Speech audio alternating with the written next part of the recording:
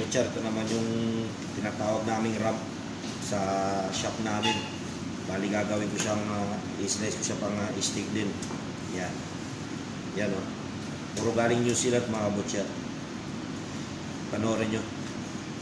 Ewan ko anong tawag nito sa ibang ano, basta ramp dito sa butcher shop namin. Yan.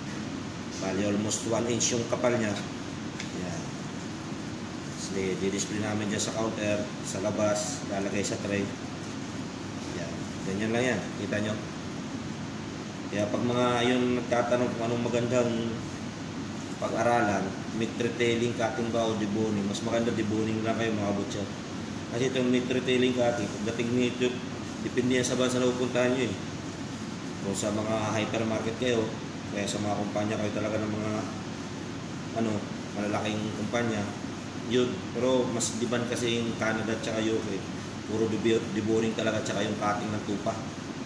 Kaya yun ang mapapayo ko sa inyo. Kaya ganito, dito kami meat retailing cutting lang kami, pero may nagdidibon din. Kaya hanggang dito na mga butcher. Yan ang ram steak.